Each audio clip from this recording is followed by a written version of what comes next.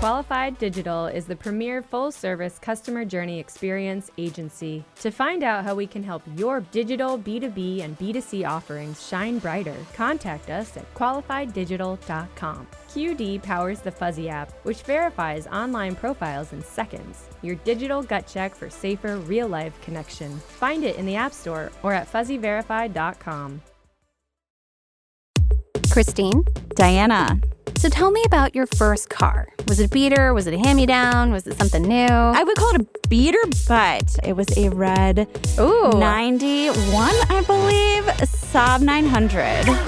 That's impressive. Oh, four-door, yeah. You know, it was not new, so... Yeah. But it was a beautiful That's great. vehicle. That's a great car. My first car was a Geo Storm.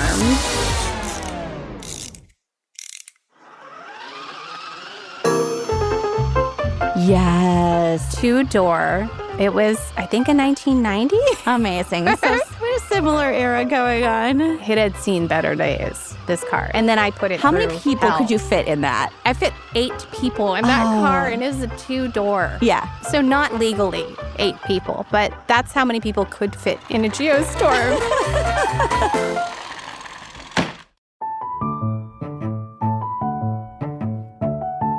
This is From the Ground Up. I'm Diana Ransom. And I'm Christine Lagorio-Chafkin. Today's episode, American-made electrification. So, Christine, what are your thoughts about electric cars? Ooh, I like them conceptually a lot. I've pondered buying one in the past, and I find it absolutely fascinating to watch what's going on with Tesla right now, with the share price just like dropping precipitously and so much tumult in the government over and in the press over Elon Musk. Right. So what a fascinating market and moment in time right now. I'm intrigued by the whole Tesla takedown right now, too. And have you been watching the protests and everything? Yeah, the protests and people basically setting Teslas ablaze and trying to resell their Teslas, or like trade them in with like funny bumper stickers. A lot of logos popping off Teslas lately. I see that. Yeah. Yeah. You know, my kids call them garbage trucks. Oh, because the Cybertruck? The Cybertruck, when you see it parked on a New York City street, it looks like a dumpster. The back is so square. That's just like visually what it reads. I've never seen that, or I've never gotten the dumpster vibe from that. But yeah, no, they're definitely odd looking. But I sort of respect that it's different. The company's trying to do something different. What's an electric car maker that you know of besides Tesla?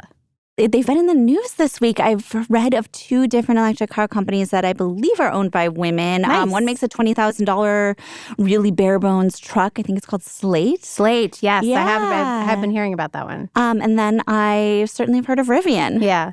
Well, to some degree. So we live in New York City, and you know, it's rare to even have a car in the city. Yeah. So it's funny to like actually realize that you step back and realize that much of the population is considering purchasing an electric car. And so it actually is a significant and growing industry for our audience and for people generally. So, and the charging networks for EVs are hugely growing businesses as well, and in just, you know, infrastructure across the country. Absolutely. I've been following that a bit. And entrepreneurs are heavily in on that too. So it's definitely great. So I wanted to sit down with RJ Scaringe. He's the founder and CEO of a company called Rivian.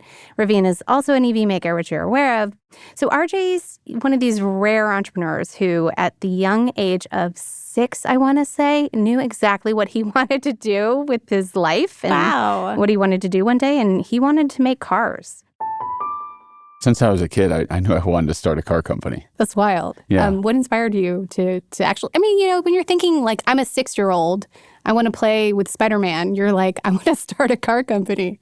Yeah, I don't even know the exact age, but as long as I can remember, I know I wanted to do this. And equally, as long as I can remember, I was always really fascinated by and just incredibly enthusiastic about cars and everything about them, the way they look, the way they're designed. What kind of car did your parents have? Details. Did you drive? I didn't really grow up. My parents didn't really have anything cool. Okay. My mom had a Pinto. Oh, wow. Yeah, my dad had a pickup truck, so. Wow. No offense, but the Pinto is decidedly not cool. But it had a sunroof, which made it cool.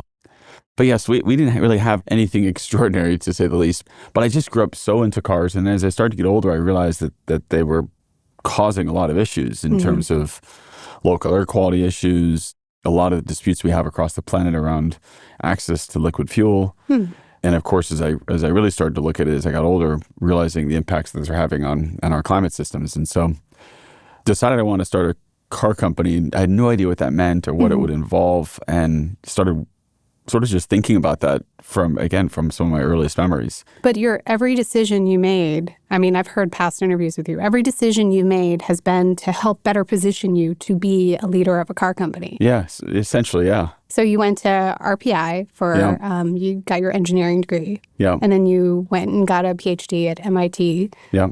Also in engineering? Yeah, I'm a mechanical engineer, but in the automotive lab. So I was in the Sloan Automotive Lab. Since I was a kid, I was working on cars, restoring cars. I worked in a restoration shop, and then worked as a apprentice machinist to learn how to make things from nothing, from scratch. And then from there, went to school, as you said, and all the while knew that I was going to start this company. I didn't really know how or exactly when. For a while, I thought I'd go work at a car company for a few years before I started Rivian. But while I was doing my PhD, I realized both the opportunity was so significant, but importantly, that the things I was going to learn by working in a car company didn't overlap really with the things I would need to be able to do in starting a car company. So, when you think about starting a car company, if you're being intellectually honest, you need a lot of really hard to get things, and at the beginning you have none of them. So you need many billions of dollars of capital, you need thousands of engineers, you need hundreds of suppliers to provide all the components that go into the vehicle, you need a manufacturing plant that's enormous in scale, you need a design that people are going to want to buy, and technology that's compelling and robust. And, if you have none of those, and so at the beginning you need those things to get capital, you need capital to develop those things. So it's a really interesting, like chicken or the egg problem where it's like, how do you start? And if you overthink it, you can almost convince yourself to never start. If I knew all those things were standing before me, I don't think I'd want to do it. I think most businesses are probably like that. If you focus on the things you don't have, you can quickly convince yourself not to do something. So I started the company right out of grad school, right out of my PhD program. It was like in the early days, I was doing everything. I was designing parts in CAD, out trying to raise capital, and had no experience raising capital, no experience running a company. So it was very much, a steep learning curve. Lots of meetings would end in like, this is crazy. You imagine you go to an investor meeting, if you can get the meeting, which is a big step in the first place. But you start to describe it and you say, I'm starting a car company. The person looks at you as if you have, three heads. And then they say, well, you must have some technology. And you say, well, not yet. I will. Okay, well, you must have some great supply chain access. No, not yet, but I will. Well, what does it look like? Well, I don't know yet. We still have to figure that out. And so you go through this series of questions, and by the end, both you haven't convinced the person to invest, but also you've partially challenged yourself to say, boy, I do have a lot of work to do. So, that was the nature of how it started. And I look back now, and those were some of my favorite moments in building the company, because it was so fluid. The learning velocity was so high. The level of adjustments to the plan. So every day there would be like, okay, we have to tweak this, or think differently about this. The strategy needs to look a little different. So the fluidity through which we could adjust and pivot the overall strategy and technology roadmap and product plan was really lightweight. It was very nice in those early days. And of course, now the company's much bigger. We have just under 17,000 employees. We've got obviously products in the market. We're about to launch a much lower priced product we're super excited about, which we call R2. But all that scale is great for getting things done, but it also means that things are less loose. And so those early years are really fun. Yeah. So part of what you, I think, determined in the early years was to actually make an electric vehicle. Like I think the initial model started out as a hybrid. That's right. Yeah. Right. So why electric?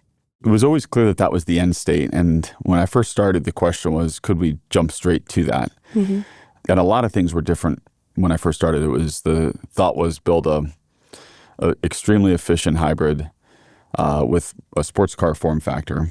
And it's sort of obvious place to start as a car enthusiast to say, let's use a sports car, build a brand, and take the brand and scale it to other products. And sounds familiar. Yeah.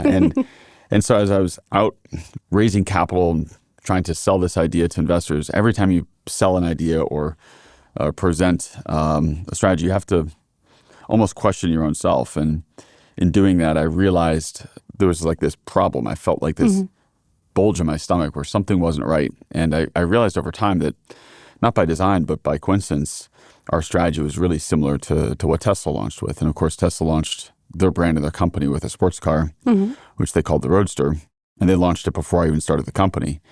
So I realized we were sort of on top of a strategy that had already been deployed. And the whole reason I started Rivian was to have as much impact as possible. And in fact, we wrote on the wall, we're building this company because it does not exist. So we took the really hard decision a couple of years in, after building an early prototype of this vehicle, to completely shelve what we were working on completely and pivot and hit the reset button. And when I say pivot, it often it maybe implies that we shut down one strategy and the next day we picked up a perfectly put together strategy of the next thing. But rather it was shut down what we were originally working on and then began this long journey of asking lots of questions around what we should do. And the core question was, what can we do as this small startup to drive as much impact as possible? And it ultimately led us through a series of iterations to what you see today. Right, but you started with the pickup truck. Correct, yes. So what were you seeing that made you think a pickup truck was needed in the marketplace? Well, Americans love their pickup trucks. No, yeah, sort of. But it was a little bit, I guess it was more philosophical than that. So we started asking the question, how can we maximize impact? And we realized that in order to maximize impact, we need to drive influence. And the way we thought about driving influence was to make products that excite people around electrification and, importantly, expose people to the importance of electrification. And so that led to this idea of a brand that both enables people to go outdoors and explore, but much more important than enables. And by enables, I mean it has storage capabilities and you can fit your pets, your gear, your stuff into the vehicle. But just as importantly, or more importantly, I should say, a brand and a product lineup that inspires people to go outside. And if we're inspiring people to be outdoors and enjoying an active, adventurous lifestyle, by doing that, it's likely to create more awareness of the beauty of the planet that we have and the importance of protecting it. And that's not while this has been somewhat politicized recently, that's not a political view. It's we have this amazing home, the planet that we live on. And the more exposure people have to it, the more we're going to be inclined to find ways to protect it with our choices as consumers, with how we, what we ask of our politicians, with how we conduct our daily lives. And so that was the really raw idea. And then as we sharpened that idea, said, okay, if we want to create a brand that both enables and inspires adventure, what are the form factors that speak to that most fully? And we landed on a flagship brother-sister, if you will, product launch set, which was the R1T, the truck, and an R1S, an SUV.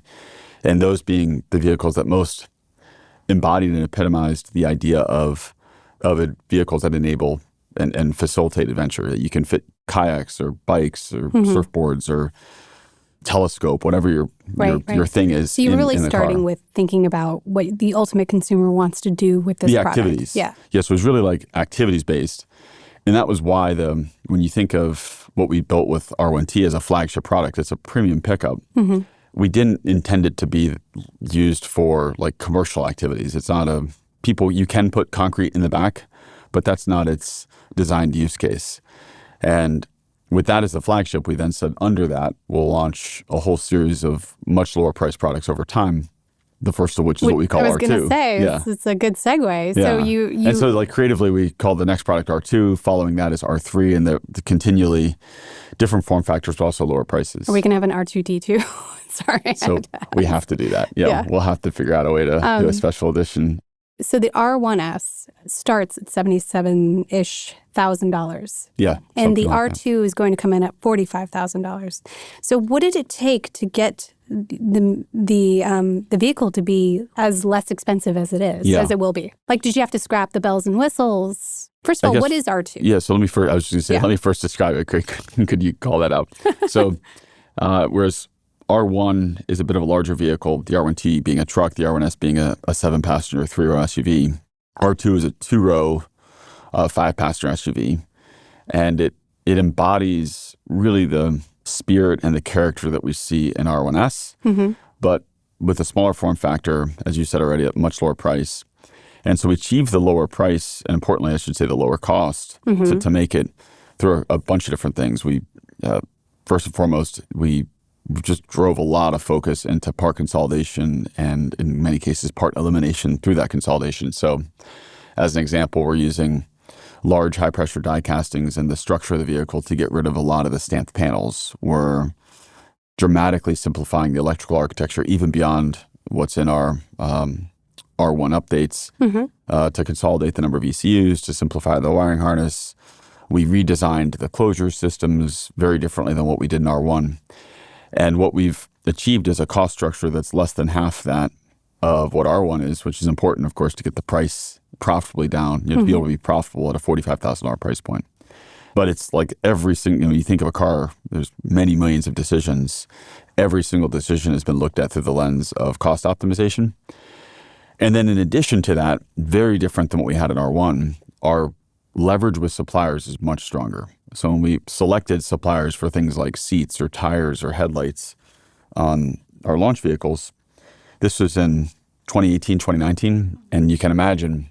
That was right when you were conceiving the idea. You hadn't even gotten the product we just unveiled the product end of 2018. So some of those discussions were before we even unveiled it to the public, and some were slightly after. But we had to sign supplier contracts well before we had any products in the market that were sold, well before there was any market validation that this was going to be successful. And so imagine walking into a supplier in 2018 and saying, we need to buy tires. And they say, well, what are you making? We're making an electric SUV and an electric truck. And they say, nobody wants that. And then you say, well, why they would do. People Yeah, they do. ultimately be so dismissive of that? I still don't understand that. I mean, it represents a big shift. A lot has happened in the last 6-7 years, but in 2018, 2019, it was, if you go to the traditional automotive supply base, there was very little conviction around electrification happening. And in particular, that happening in large vehicles, particularly vehicles that can go off-road. I mean, a question I used to get all the time, which what if it runs out of power, right? Well, no, it's actually like, what if it gets wet? Like, can you drive through, if it's an off-road vehicle, can you drive through big puddles? Water? Okay. And what if they think it's going to the vehicle can drive surge? Underwater. Okay. So, but these are all like the kinds of mindsets you have to work through. And so that was really hard. So without that leverage, there was a big, what I would call like startup risk premium applied to a lot of our pricing. And this was when the auto industry was at peak demand. So 2018, 2019 was really busy for the auto industry. So it wasn't as if these suppliers were hungry. We had to pay a significant premium to traditional vehicle manufacturers because of the risk, because of the perceived both market risk and then operational risk. Can we build a plant, launch a vehicle? And so that all played out, and we fully sourced the vehicle, and then all the suppliers signed up. And then, of course, COVID hit right as we're launching, and then that was followed by just an extraordinary supply chain crunch that we saw across many industries. It was hard to buy drywall in 2022, but it was also really hard to buy parts for vehicles and things like semiconductors. So that was... And I remember computer chips. Terrible. Yeah. So we anticipated in 2022 being able to negotiate out a lot of these risk premiums that were in our initial bill of materials because of the success of the product. And, so out of the gate, the R1T and the R1S were, did extremely well. R1T was truck of the year. R1S continues to be one of the best-selling SUVs in the United States. It's the best-selling premium electric SUV in the United States today. It's been that for a couple of years now. And so just this enormous success we thought would translate to price reductions. And that was not as easy as we'd hoped because of this supply chain crunch. And in fact, the opposite occurred, where many of these suppliers instead asked for further premiums to provide us parts. And so all that being said, I guess I can illustrate the difference of sourcing R1 to R2 best is saying in 2018, to get a lot of these suppliers to work with us, I would need to fly to wherever the supplier's location was. Often this is in the Detroit area. And so I'd find myself like in the lobby of a supplier waiting for a meeting to start, usually a little bit late, usually having the person that represents the company be no more senior than, like, let's say a director. And I contrast that with the sourcing of R2, where the CEOs of those very same suppliers will fly to meet us at our location in our plant in Normal, Illinois, or at our location in California with their full team and make it very clear they want to work with Rivian. And it's because they see the success of what's occurred with R1. And, if R2 can generate, frankly, even a fraction of the market share that we have on the high price product, we'll have significant market share. Where do you see the volume of the R2 going? I mean, it sounds like you're going to bring the price down significantly. So volume should... We're planning on many, many hundreds of thousands of units. So our first production line, which is going in now as we speak, is 155,000 for R2. Okay. Which is significantly more than your R1 production ever R1 was. today is about 60,000 of capacity. So that'll put our full site in Normal, Illinois at around 215,000. And then in parallel to that, we're also building a 400,000 unit capacity plant in Georgia. And are you building the R2 there? We're building both the R2 and the R3 there. Yeah, I was going to ask you about the R3. So at the launch party for the R2, you actually showcased the R3 as well. What is the R3? So R3's, it's on the same platform as R2. So it shares a lot of content and components, but it's a bit smaller than R2. And it's more of it's actually hard to define vehicle, but it's more of a crossover. It's like a hatchback? It's like a hatchback meets a crossover, meets like a mini SUV. But we actually wanted it to be hard to categorize. Our head of design and I used to always say, well, we want people to say, what is an R3? And the answer to be, well, it's an R3, meaning it defines itself. Yeah. It is unique, and it's the one that gets a lot of car enthusiasts excited. We have a performance version of it, which we call the R3X, which with a tri-motor configuration, meaning 2 motors in the back, 1 in the front. It's like silly exciting how... So like if one breaks down, the other 2 will Or if they all work, it's really quick. Okay. But the R3s, we think of it as something that you'd cross-shop with a sedan, with a hatchback, with a crossover, maybe an SUV. Its small size makes it perfect for more urban environments, but it still has the ground clearance and the capability to go on a trail. And we have a bunch of features in there, as I said before, that consistent with our brand, enable it to fit your gear. So is it going to have like what is this thing you have in the R1? It's like a tent on the roof? We have a tent. Yeah, we have a really cool tent we're developing for R2 and R3 that we showed. I think there's a few pictures of it, in fact, on our website, but it's a magnificent tent is how I describe it. It's like wonderfully good. Right. Okay. Yeah. Well, we'll have to stay tuned for that one. And is the price point going to be similar to the R2? Lower. We haven't announced the price, but it will be meaningfully... Feel free to announce it here. Yeah, that would be fun. Our comms team will go crazy with me, but it's a notable step down from where R2 is in terms of price. Okay. I mean, 45 seems like the going rate for a car these days. Yeah, and this is the thing I talk about all the time with electrification. We're just under, as a country, just under 8% of new vehicle sales are electric. And I think the biggest limiting factor is actually lack of choice.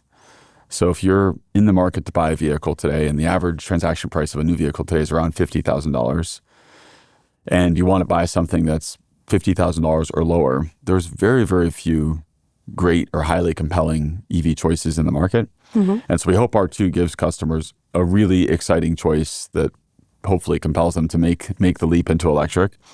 And then we hope to further expand that with R3.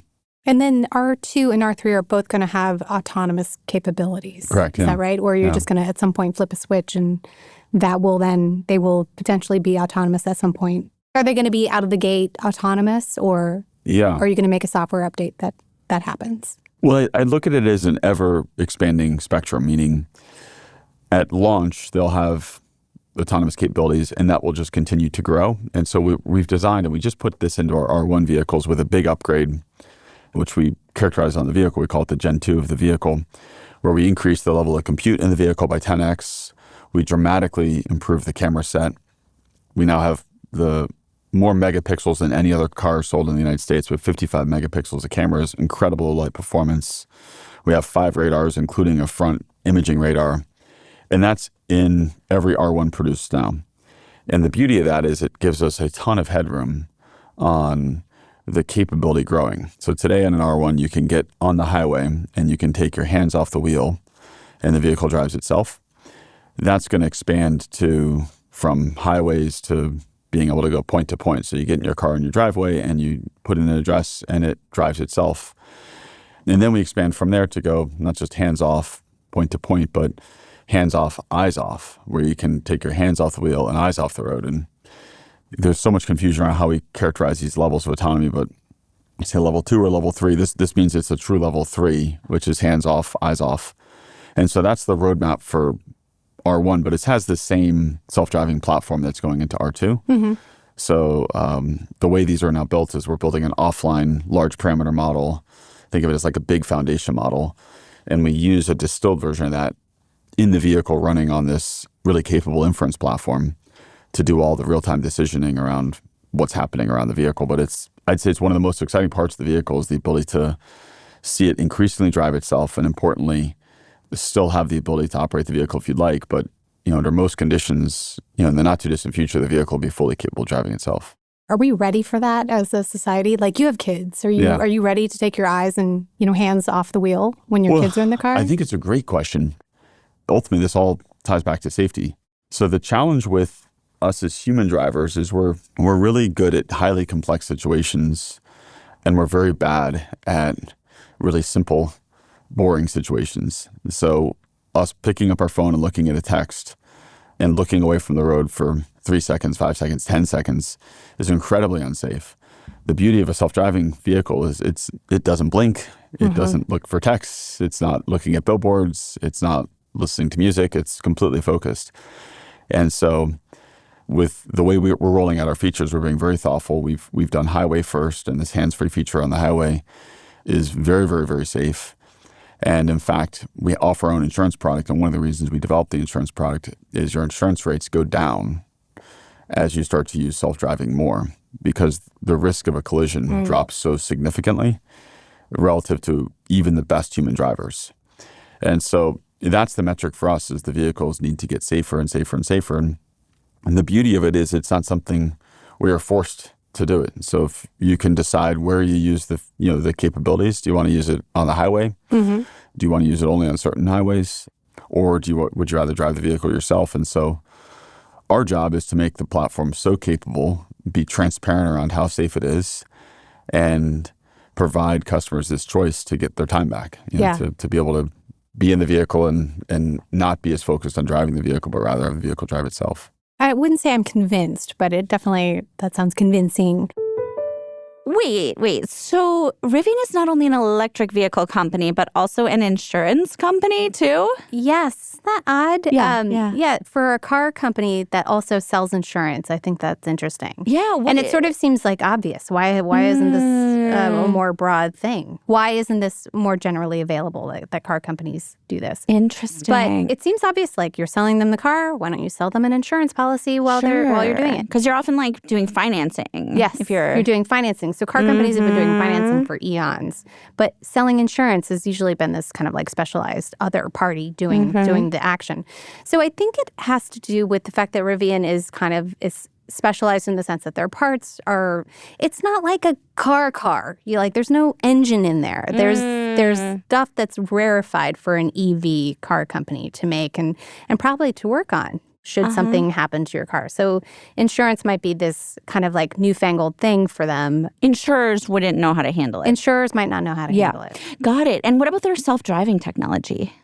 Yeah, so Rivian, interestingly, has made it a point to invest heavily in building out its own software and basically technology stack. So as I mentioned before, these are not traditional cars. They're not combustion engines. They're computers. So when you really think about it, at the end of the day, they're building the technology and the software that powers the computers. And interestingly, Volvo is one of their biggest clients. They just had a pretty interesting strategic partnership with Volvo, which was $5 or $6 billion worth. So Rivian is powering Volvos now, too. Fantastic. So what's next in the interview? So, yeah, we were talking about the R1 model and, the various iterations there. So that car can start at around $70,000 and ranges all the way up to $100-ish thousand. So the exciting thing is where they're going next is the more consumer-friendly model, where they actually can hit mass market appeal. So $45,000. This is going to be game-changing for the company. So stick around and we'll talk about that all next.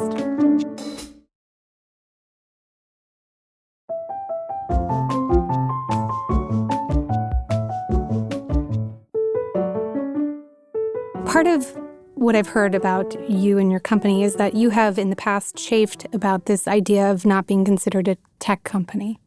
A lot of people think of it as a car company, right? Yeah. So and they look at it in a different through a different lens than being a tech company. But you actually make a fair number of sales through the sale of software. Yeah. What percentage of your sales actually come from software, and who's buying it?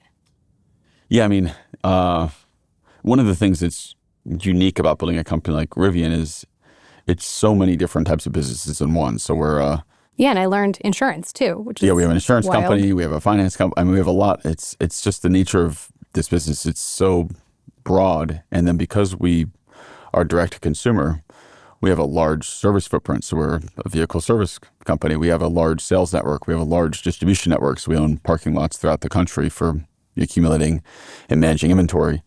But as you point out, we also develop all of our electronics and our software in-house. And this was a decision we took, very, very early on in the business, which was this deep belief that ultimately the features, the capabilities, the product attributes, if you will, are going to be a lot better if we can control the entire digital ecosystem. And so in order to do software really well, we felt it was really important to do the hardware really well and sort of vice versa.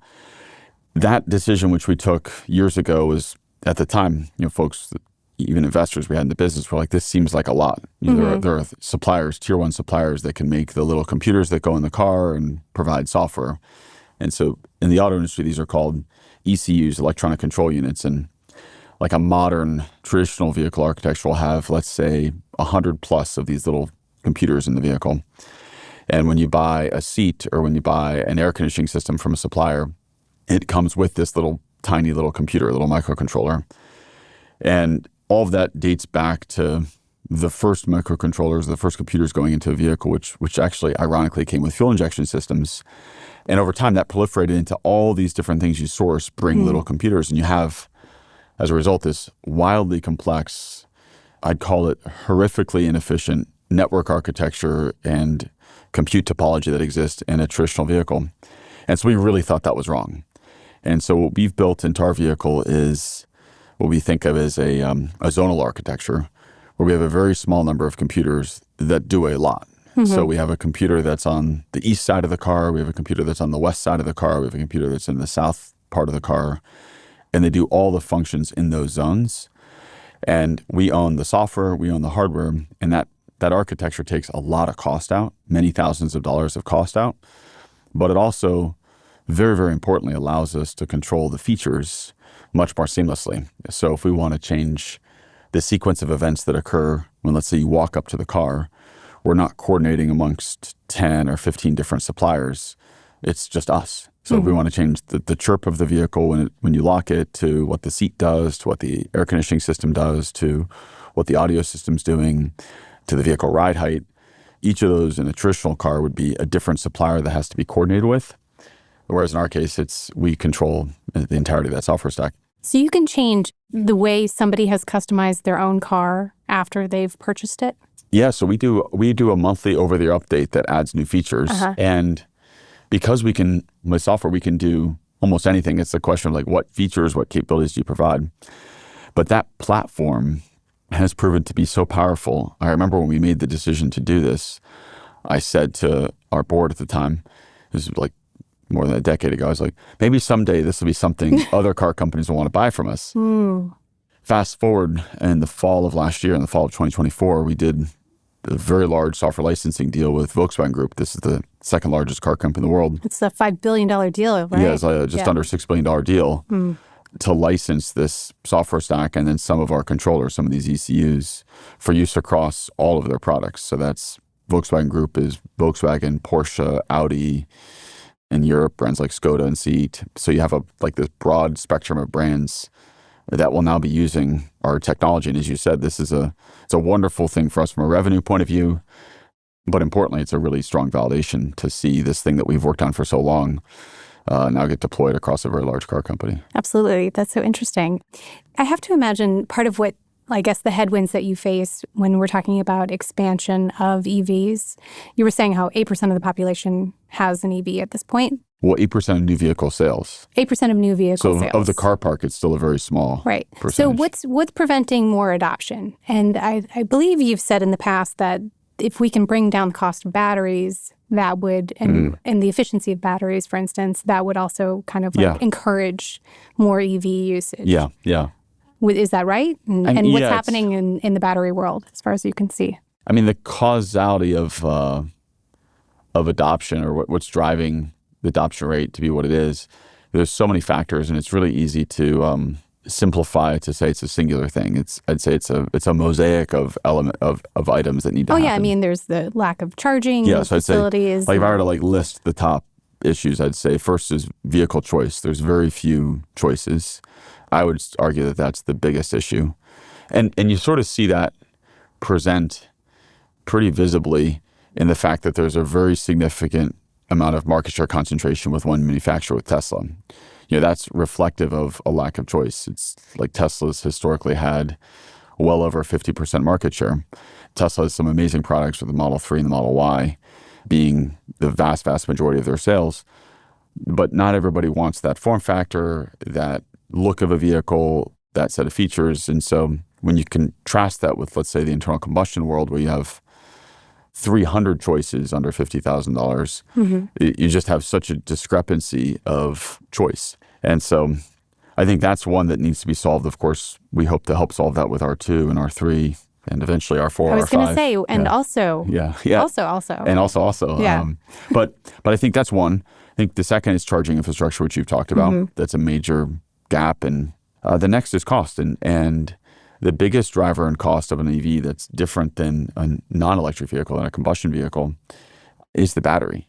Most of the other systems are actually cheaper. So the drive units, the motors, the electric motors are actually cheaper to build than combustion engines.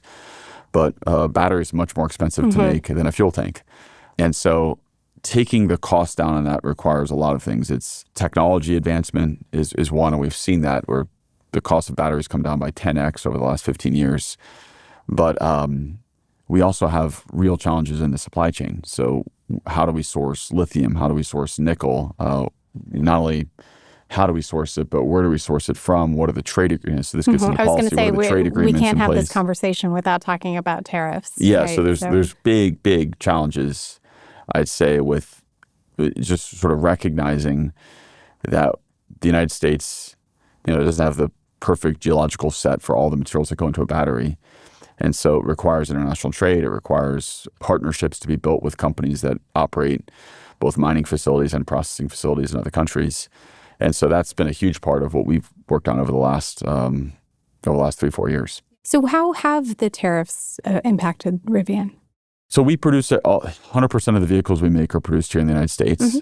I suspect you get some parts abroad. And then we talked about... I was going to say, but the supply chains are very complex. Yeah. And so, I think often when we talk about trade in the economy, it's, from an economist's point of view, you can simplify it to look at it as if world trade consists of simple products, the quote unquote.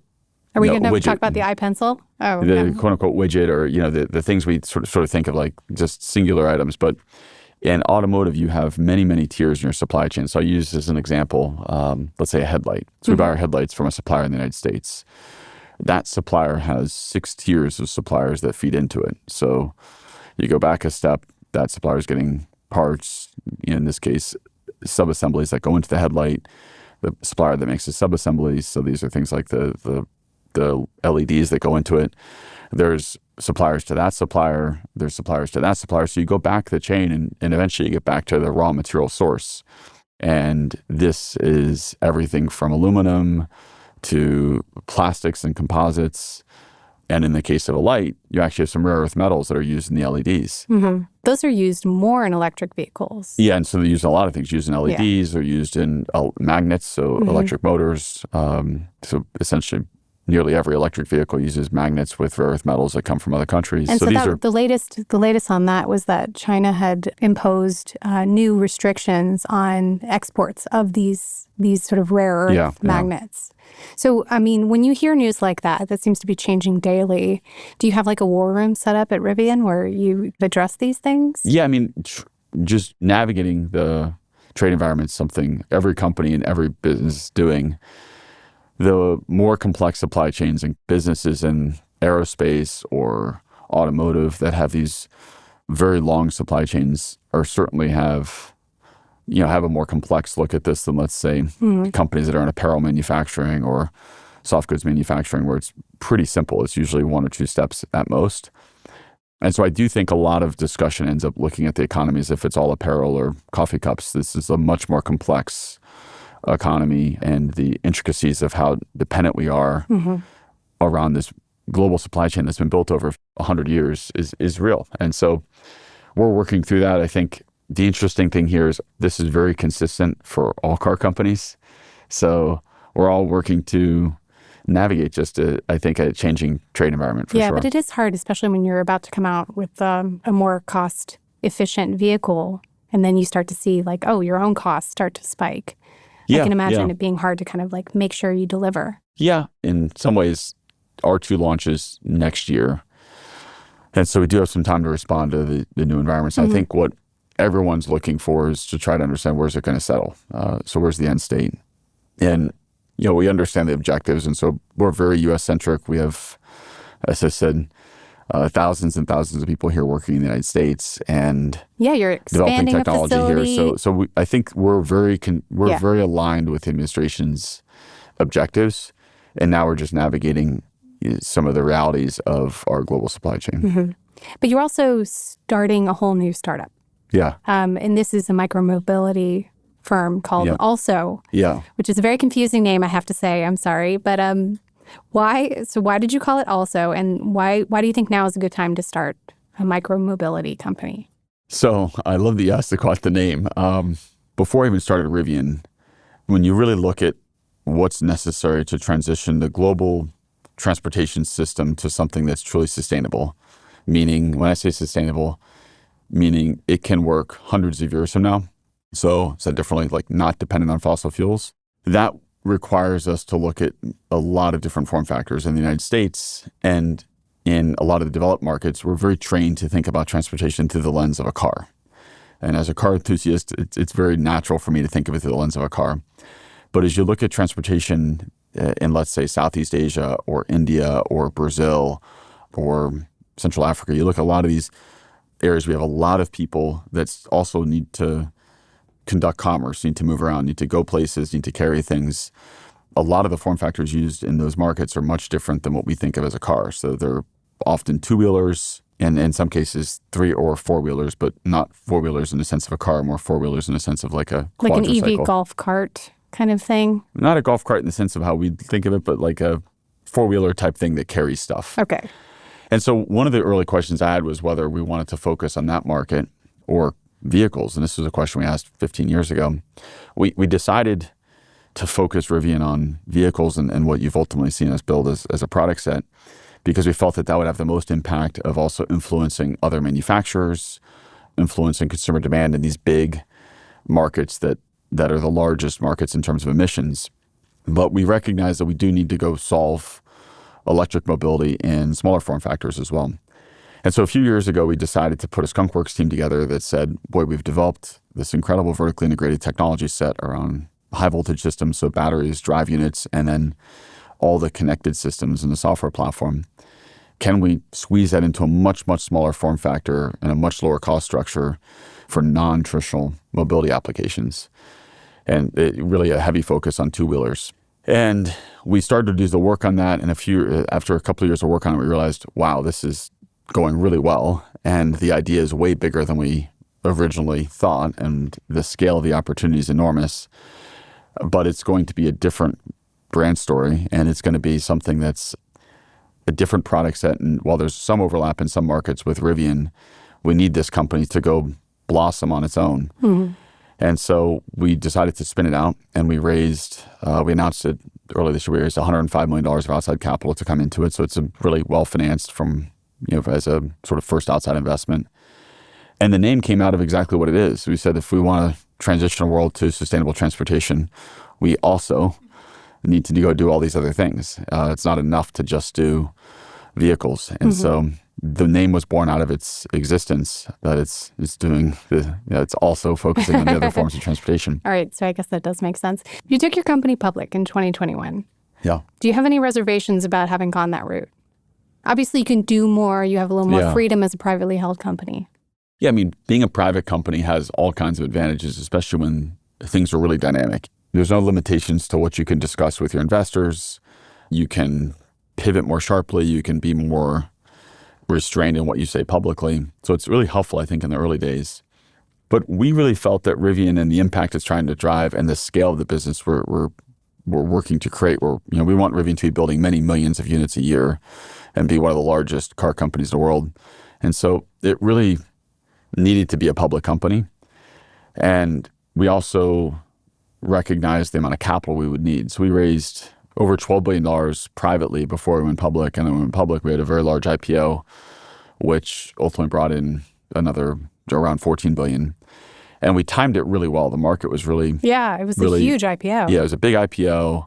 The capital markets were in a really heavy growth state. So they were very bullish on big swings like a company like Rivian. And so it worked out really well. I'd say had we waited to when the market flipped pretty significantly, almost immediately after we did our IPO in 2022 to a much more bearish market where there was a lot less emphasis on growth. If we took our same S1 that we went public with in 2021 and used the exact same S1 in 2022, it wouldn't have been a successful IPO. It was fortunate that we did it the way that we did it when we did it because it allowed us to build up this big capital base that's facilitated us continuing to grow. But for me, it was really challenging. I had not been a public company CEO before. We went right into just an incredibly tough situation with the supply chain crisis we had in 2022, with the financial markets becoming very bearish on large capital, big growth businesses that were focused on growth as opposed to profitability, which is what we were.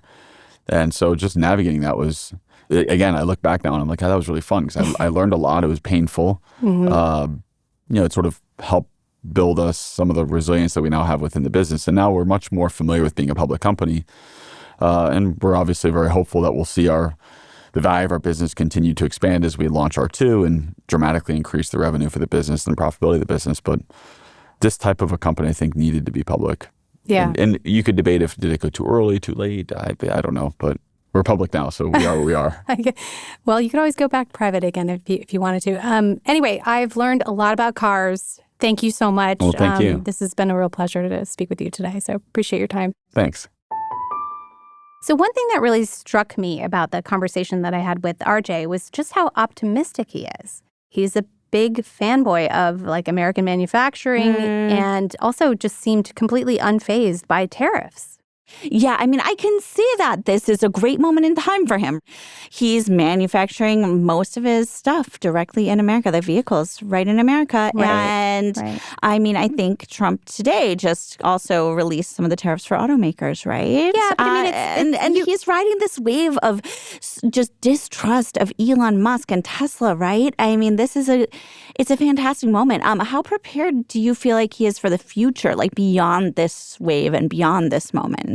I feel like what he mentioned was interesting in the sense that, when you're starting up a company, there are a lot of things that you don't have negotiating power over. When he was starting the company, he didn't have, long ties to vendors. So he could be like, you know what, I'm going to do this thing and it's going to be great. And here you're going to, if you ride along with me, we're going to succeed together. So he didn't have that track record. Now he has that track record. So he can actually make those conversations or have those conversations with vendors. And he has more leverage in the conversation. So I actually think that he is better prepared for negotiating better deals. And this is why he was able to bring the price of the vehicle down. So, I mean, with some respect, with tariffs, his products are not all made. It's manufactured in the United States, but it's not all made here. You need to import some parts. There's still some issues in terms of importing and exporting. So there's a lot of exogenous things that could happen. Sure. But he seems like he's on a smooth path. Right. I mean, I feel like the starting up of an automaker is extremely, extremely difficult, and he's gotten over that hump. He has reached a level of consumer appeal now. So what do you think is next for Rivian? Obviously, they're coming out with new models, but they're also, we talked about this, but they're launching this new company called Also, which is pretty significant in micromobility. So that's with global aspirations. So there's a lot of countries where the cars are not a big deal, but micromobility is a thing. So I suspect we'll see a lot more from Rivian in this company also in terms of micromobility. It's kind of interesting to see, even in the face of all this potentially bad news these days, you still have people who are out there trying to innovate, trying to bring something new to the world. So we'll see what happens.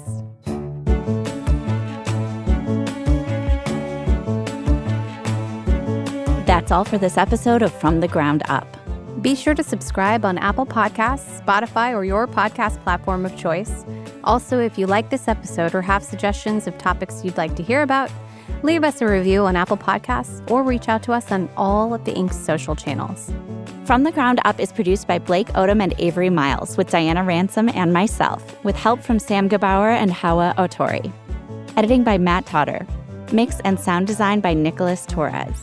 Our executive producer is Josh Christensen. Thanks for listening, and we will see you next week.